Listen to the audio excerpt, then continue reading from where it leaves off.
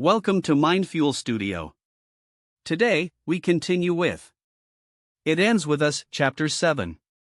The story is getting even more emotional. Tensions are rising. And Lily is starting to see things differently. Not everything is what it seems. And the truth is slowly coming out. Let's begin. Stop fidgeting, Devon says. I'm not fidgeting. He loops his arm through mine as he walks me toward the elevator. Yes. You are. And if you pull that top up over your cleavage one more time, it'll defeat the whole purpose of your little black dress. He grabs my top and yanks it back down, and then proceeds to reach inside to adjust my bra. Devon. I slap his hand away and he laughs. Relax, Lily. I've touched way better boobs than yours and I'm still gay. Yeah, but I bet those boobs were attached to people you probably hang out with more than once every 6 months. Devon laughs. True, but that's half your fault. You're the one who left us high and dry to play with flowers. Devon was one of my favorite people at the marketing firm I worked at. But we weren't close enough to where we actively became friends outside of work. He stopped by the floral shop this afternoon and Alyssa took to him almost immediately. She begged him to come to the party with me and since I didn't really want to show up alone, I ended up begging him to come, too. I smooth my hands over my hair and try to catch a glimpse of my reflection in the elevator walls. Why are you so nervous? He asks. I'm not nervous. I just hate showing up to places where I don't know anyone. Devon smirks knowingly and then says, What's his name? I release a pent-up breath. Am I that transparent? Ryle. He's a neurosurgeon. And he wants to have sex with me really, really bad. How do you know he wants to have sex with you? Because he literally got down on his knees and said, Please, Lily. Please have sex with me. Devon raises an eyebrow. He begged? I nod. It wasn't as pathetic as it sounds. He's usually more composed. The elevator dings and the doors begin to open. I can hear music pouring from down the hallway. Devon takes both of my hands in his and says, So, what's the plan? Do I need to make this guy jealous? No, I say, shaking my head. That wouldn't be right. But Ryle does make it a point every time he sees me to tell me he hopes he never sees me again.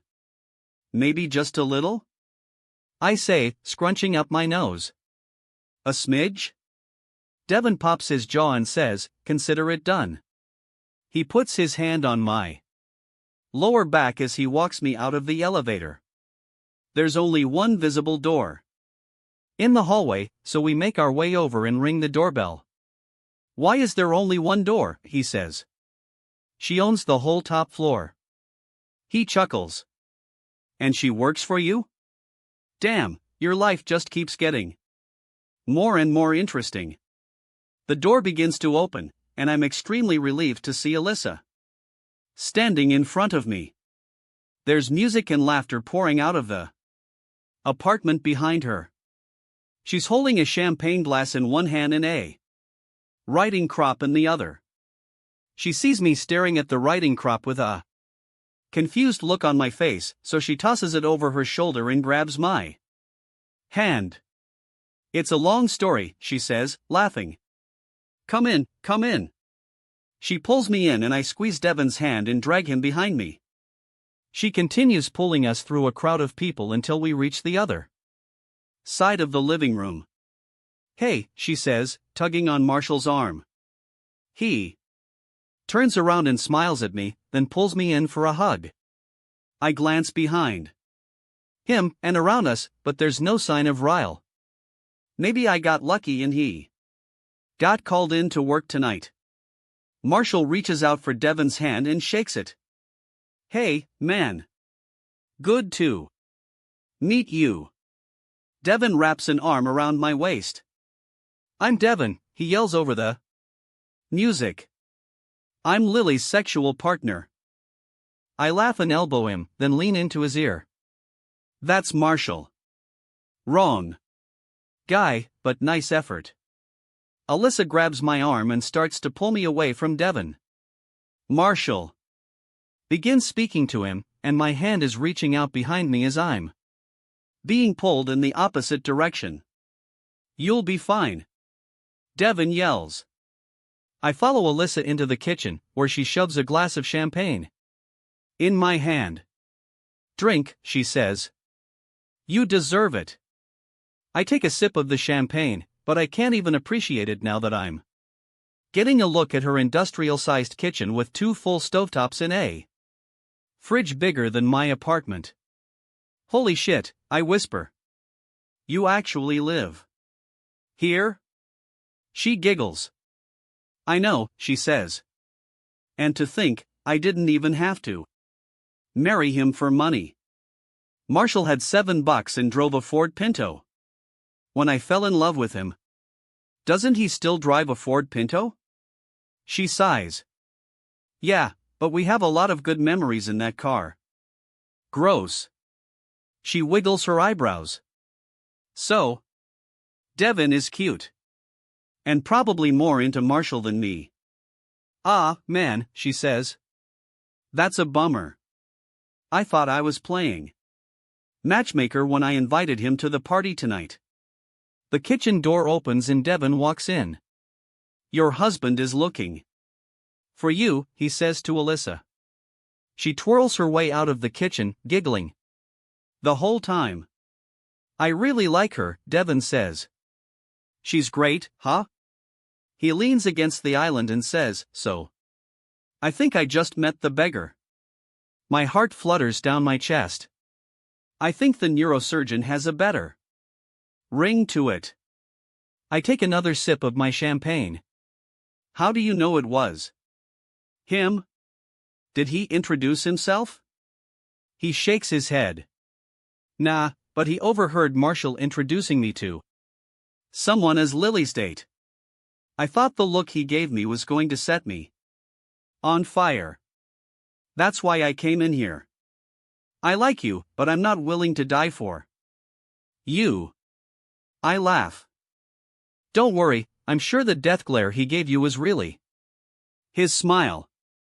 They're superimposed most of the time. The door swings open again and I immediately stiffen, but it's only a caterer. I sigh with relief. Devin says, Lily, like my name is a disappointment. What? You look like you're about to puke, he says, accusingly. You really like him? I roll my eyes. But then I let my shoulders drop and I fake cry. I do. Devin. I do, I just don't want to. He takes my glass of champagne and downs the remainder of it, then locks his arm in mine again. Let's go mingle, he says, pulling me out of the kitchen against my will. The room is even more crowded now. There have to be more than 100 people here. I'm not even sure I know that many people. We walk around and work the room. I stand back while Devin does most of the talking. He knows someone in common with every person he's met so far, and after about half an hour of following him around, I'm convinced he's made it a personal game to find someone in common with everyone here. The whole time I mingle with him, my attention is half on him and half on the room, searching for traces of Ryle. I don't see him anywhere and I begin to wonder if the guy Devin saw was even Ryle to begin with. Well, that's odd, a woman says. What do you suppose it is? I look up and see that she's staring at a piece of art on the wall. It looks like a photograph blown up on canvas. I tilt my head to inspect it. The woman turns her nose up and says, I don't know why anyone would bother turning that photograph into wall art. It's awful. It's so blurry, you can't even tell what it is. She walks away in a huff, and I'm relieved. I mean, it's a bit weird, but who am I to judge Alyssa's taste? What do you think? His voice is low, deep, and right behind me. I close my eyes briefly and inhale a steadying breath before quietly exhaling, hoping he doesn't notice. His voice has any effect on me whatsoever. I like it. I'm not quite sure what it is, but it's interesting. Your sister has good taste. He steps around me so that he's at my side, facing me. He takes a step closer until he's so close, he brushes my arm. You brought a date? He's asking it like it's a casual question, but I know it isn't. When I fail to respond, he leans in until he's whispering in my ear. He repeats himself, but this time it isn't a question. You brought a date. I find the courage to look over at him and instantly wish I hadn't. He's in a black suit that makes the scrubs look like child's play. First I swallow the unexpected lump in my throat and then I say, is it a problem that I brought a date?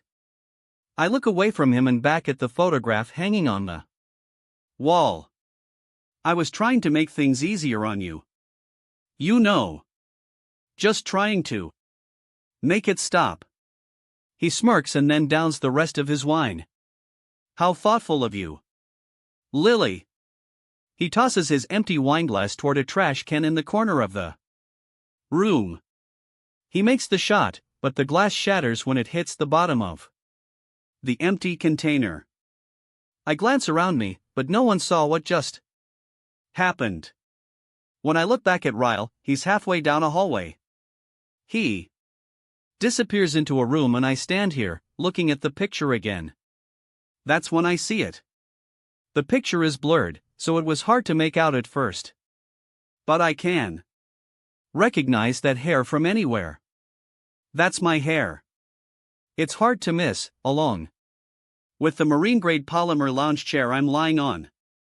This is the picture he took on the rooftop the first night we met. He must have had it blown up and distorted so no one would notice what it was.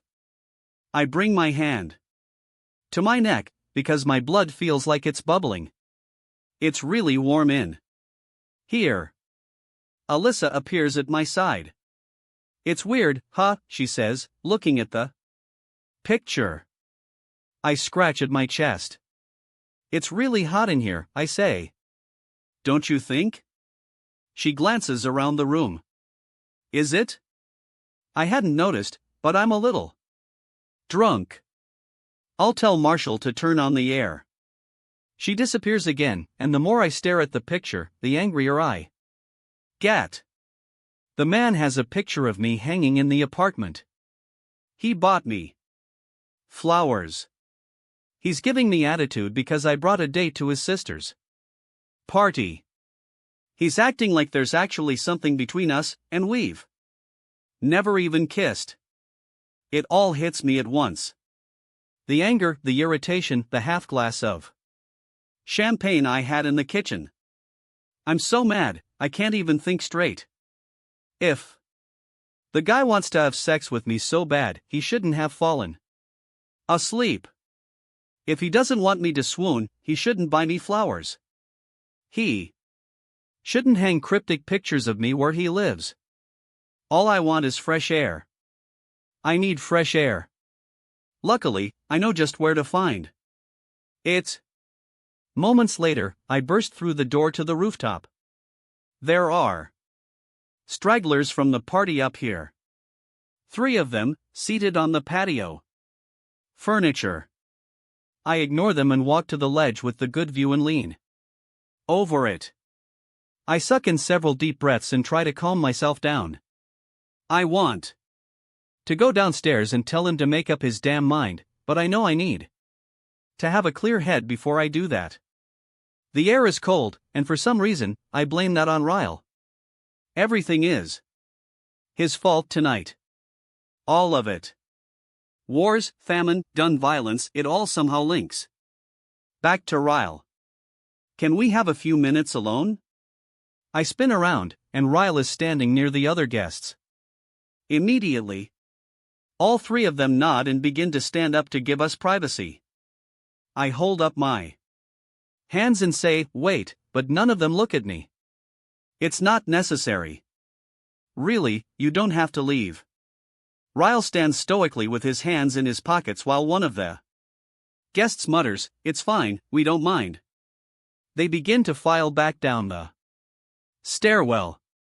I roll my eyes and spin back toward the ledge once I'm alone with him. Does everyone always do what you say? I ask, irritated. He doesn't respond. His footsteps are slow and deliberate as he closes in on me. My heart begins to beat like it's on a speed date, and I start scratching at my chest again. Lily, he says from behind me. I turn around and grip the ledge behind me with both hands. His eyes journey down to my cleavage. As soon as they do, I yank at the top of my dress so he can't see it, and then I grip the ledge again. He laughs and takes another step closer. We're almost touching now, and my brain is mush. It's pathetic. I'm pathetic. I feel like you have a lot to say, he says. So I'd like to give you the opportunity to speak your naked truth. Ha! I say with a laugh. Are you sure about that? He nods, so I prepare to let him have it. I push against his chest and make my way around him so that he's the one leaning against the ledge. Now, I can't tell what you want, Ryle. And every time I get to the point where I start to not give a shit, you show up again out of the blue. You show up at my work, you show up at my apartment door, you show up at parties, you. I live here, he says, excusing the last one. That pisses me off even more. I clench my fists. Ugh. You're driving me crazy. Do you want me or do you not? He stands up straight and takes a step toward me. Oh, I want you, Lily. Make no mistake about that. I just don't want you. My whole body sighs at that comment. Partly out of frustration and partly because everything he says makes me shiver and I hate that I allow him to make me feel like this. I shake my head. You don't get it, do you? I say, softening my voice. I feel too defeated right now to keep yelling at him. I like you, Ryle. And knowing that you only want me for one night makes me really, really sad. And maybe if this were a few months ago, we could have had sex in it. Would have been fine. You would have walked away and I could have easily moved on with my life. But it's not a few months ago. You waited too long, and too many pieces of me are invested in you now, so please stop flirting with me. Stop hanging pictures of me in your apartment. And stop sending me flowers. Because when you do those things, it doesn't feel good, Ryle. It actually kind of hurts. I feel deflated and exhausted and I'm ready to leave. He regards me silently, and I respectfully give him time to make his rebuttal. But he doesn't. He just turns around, leans over the ledge, and stares down at the street like he didn't hear a single word I said. I walk across the roof and open the door, half expecting him to call out my name or ask me not to leave. I get all the way back to the apartment before I finally lose all hope of that happening. I push through the crowd and make it through 3 different rooms before I spot Devon. When he sees the look on my face, he just nods and begins to make his way across the room toward me. Ready to go? He asks, looping his arm through mine. I nod. Yes. So ready. We find Alyssa in the main living room. I tell her and Marshall good night, using the excuse that I'm just exhausted from opening weekend. I'd like to get some sleep before work tomorrow. Alyssa gives me a hug and walks us to the front door. I'll be back on Monday, she says to me, kissing me on the cheek. Happy birthday, I say to her. Devon opens the door, but right before we step into the hallway, I hear someone yell my name. I turn around and Ryle is pushing through the crowd on the other side of the room. Lily, wait, he yells, still trying to make his way over to me. My heart is erratic. He's walking quickly, stepping around people, growing more frustrated with every person in his way. He finally reaches a break-in the crowd and makes eye contact with me again. He holds my gaze as he marches toward me. He doesn't slow down. Alyssa has to step out of his way as he walks straight up to me. At first, I think he might kiss me, or at least give a rebuttal to everything I said to him upstairs. But instead, he does something I'm not at all prepared for. He scoops me up into his arms. Ryle!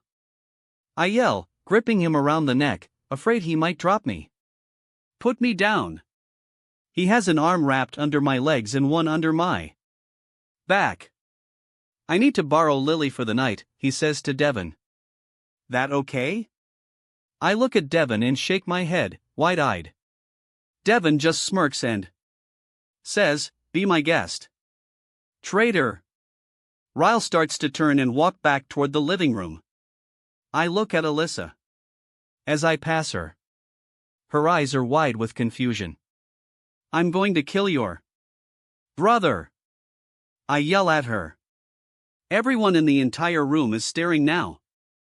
I'm so embarrassed, I just press my face against Ryle's chest as he walks me down the hallway and into his bedroom. Once the door is shut behind us, he slowly lowers my feet back to the floor. I immediately start to yell at him and try to push him out of the way of the bedroom door, but he spins me and shoves me against the door, grabbing both of my wrists. He presses them against the wall above my head and says, Lily?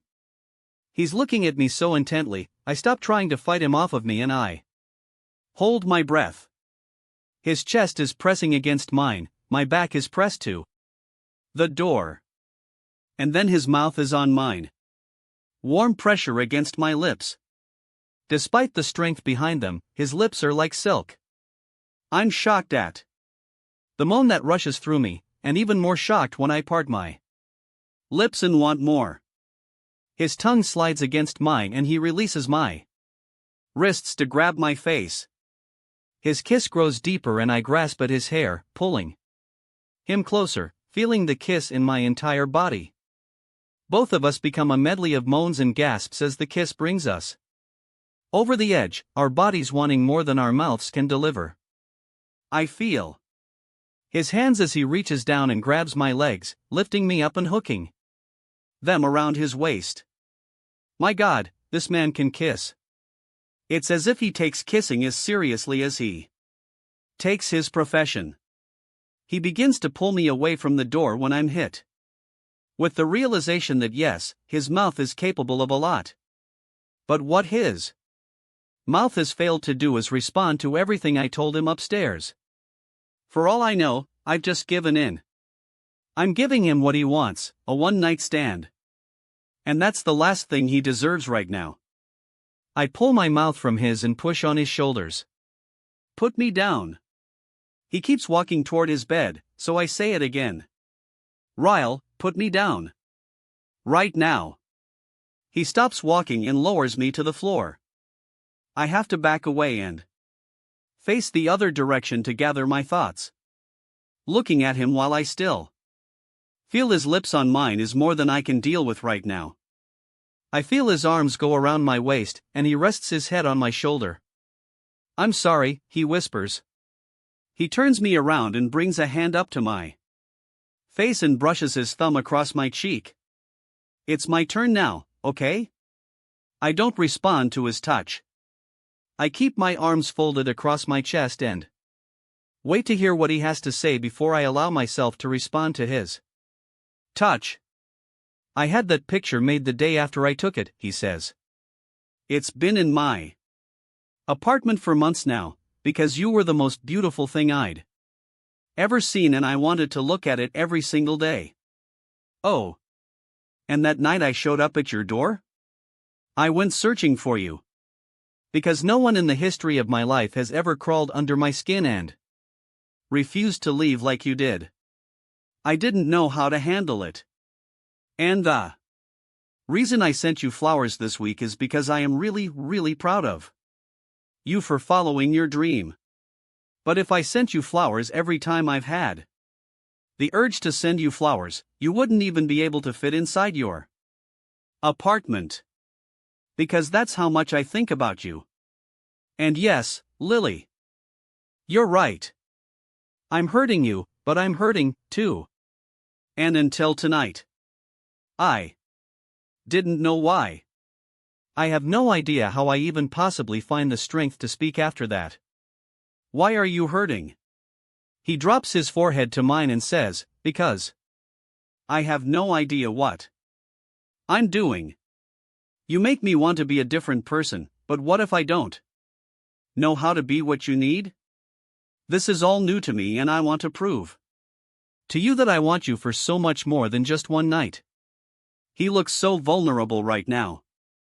I want to believe the genuine look in his eye, but he's been so adamant since the day that I met him that he wants the exact opposite of what I want.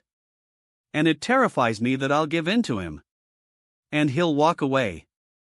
How do I prove myself to you, Lily? Tell me and I'll do it.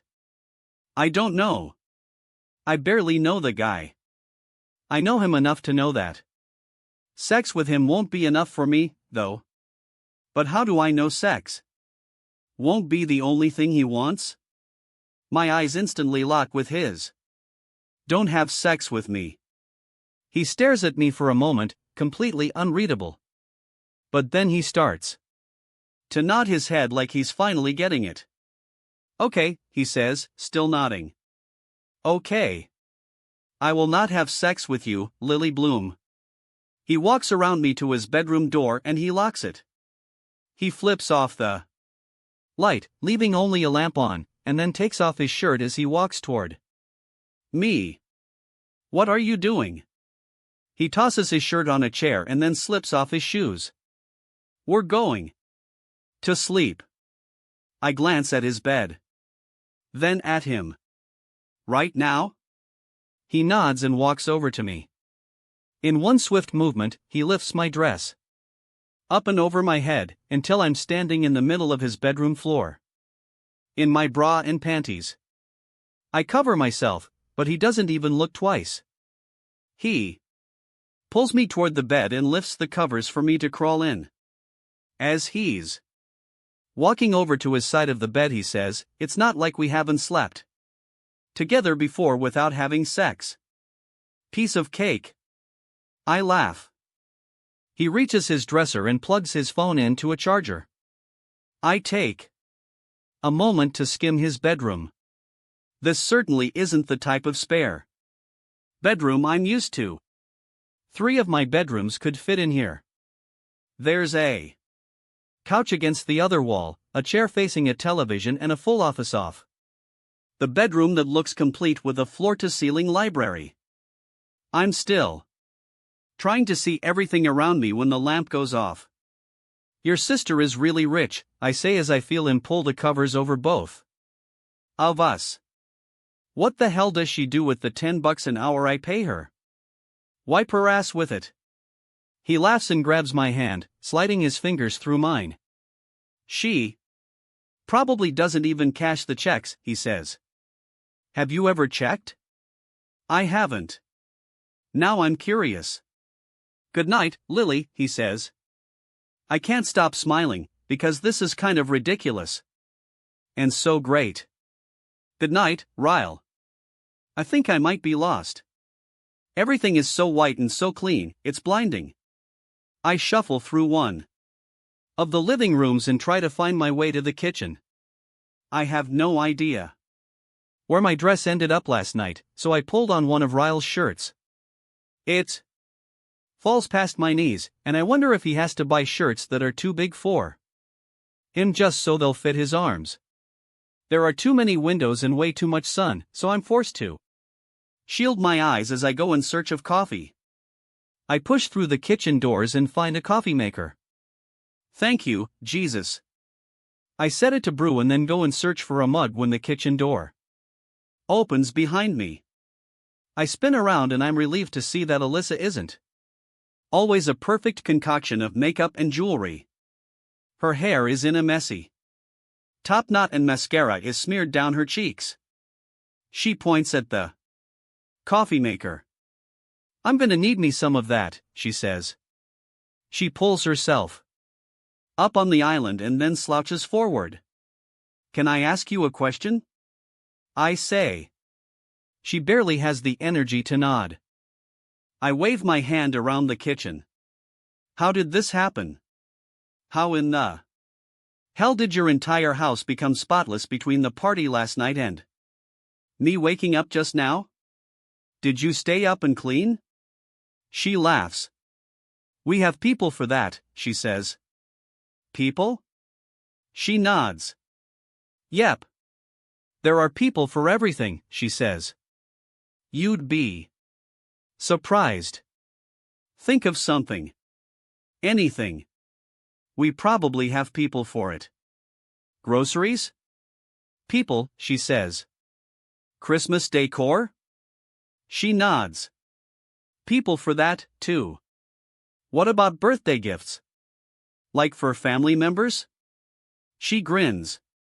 Yep. People.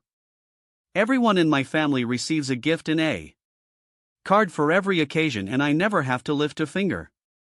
I shake my head. Wow. How long have you been this rich? 3 years, she says. Marshall sold a few apps he developed to Apple for a lot of money. Every 6 months, he creates updates and sells those, too. The coffee transitions into a slow drip, so I grab a mug and fill it up. You want anything in yours? I ask. Or do you have people for that? She laughs. Yes. I have you, and I'd like sugar, please. I stir some sugar into her cup and walk it over to her, then pour myself a cup. It grows quiet for a while as I mix in creamer, waiting for her to say something about me and Ryle. The conversation is inevitable. Can we just get the awkwardness out of the way, she says. I sigh, relieved. Please. I hate this. I face her and take a sip of my coffee. She sets hers down beside her and then grips the countertop. How did that even happen? I shake my head, trying my best not to smile like I'm love-struck. I don't want her to think I'm weak or a fool for giving in to him. We met before I knew you. She tilts her head. Wait, she says. Before we got to know each other. Better or before we knew each other at all? At all, I say. We had a moment one night, about 6 months before I met you. A moment, she says. As in a one-night stand? No, I say. No. We never even kissed until last night. I don't know, I can't explain it. We just had this sort of flirtation thing going on for a really long time and it finally came to a head last night. That's all. She picks up her coffee again and takes a slow drink from it. She stares down at the floor for a while and I can't help but notice she looks a little sad. Alyssa? You're not mad at me, are you? She immediately shakes her head. No, Lily. She sets down her coffee cup again. I just know my brother. And I love him. I really do. But what? Alyssa and I both look in the direction of the voice. Ryle is standing in the doorway with his arms folded across his chest. He's wearing a pair of gray jogging pants that are barely hanging onto his hips. No shirt. I'll be adding this outfit to all the other ones I've cataloged in my head. Ryle pushes off the door and makes his way into the kitchen. He walks over to me and takes my cup of coffee out of my hands. He leans in and kisses me on the forehead, then takes a drink as he leans against the counter. I didn't mean to interrupt, he says to Alyssa. By all means, continue your conversation. Alyssa rolls her eyes and says, stop. He hands me back my cup of coffee and turns around to grab his own mug. He begins to pour from the pot. It sounded to me like you were about to give Lily a warning. I'm just curious as to what you have to say. Alyssa hops off the counter and carries her mug to the sink. She's my friend, Ryle. You don't have the best track record when it comes to relationships. She washes out the mug and then leans her hip into the sink, facing us. As her friend, I have the right to give her my opinion when it comes to the guys she dates. That's what friends do. I'm suddenly feeling uncomfortable as the tension grows thicker between the two of them. Ryle doesn't even take a drink of his coffee. He walks toward Alyssa and pours it out in the sink. He's standing right in front of her, but she won't even look at him. Well, as your brother, I would hope you had a little more faith in me than you do. That's what siblings do. He walks out of the kitchen, shoving the door open. When he's gone, Alyssa takes a deep breath. She shakes her head and pulls her hands up to her face. Sorry about that, she says, forcing a smile. I need to shower. You don't have people for that? She laughs as she exits the kitchen. I wash my mug in the sink and head back to Ryle's bedroom. When I open the door, he's sitting on the couch, scrolling through his phone. He doesn't look up at me when I walk in and for a second, I think he might be mad at me, too. But then he tosses his phone aside and leans back into the couch. Come here, he says. He grabs my hand and pulls me down on top of him so that I'm straddling him. He brings my mouth to his and kisses me so hard, it makes me wonder if he's trying to prove his sister wrong. Ryle pulls away from my mouth and slowly rakes his eyes down my body. I like you in my clothes. I smile. Well, I have to get to work, so unfortunately, I can't keep them on. He brushes the hair from my face and says, I have a really important surgery coming up that I need to prepare for. Which means I probably won't see you for a few days. I try to hide my disappointment, but I have to get used to it if he really wants to try and make something work between us. He's already warned me that he works too much. I'm busy, too. Grand opening is on Friday. He says, oh, I'll see you before Friday. Promise. I don't hide my grin this time. Okay. He kisses me again, this time for a solid minute. He starts to lower me to the couch, but then he shoves away from me and says, nope. I like you too much to make out with you. I lie down on the couch and watch him get dressed for work. To my enjoyment, he puts on scrubs. That was It ends with us, Chapter 7. The story is reaching a deeper level. And the next chapter will change everything. If you enjoyed this, don't forget to like and subscribe. Chapter 8 will be coming very soon.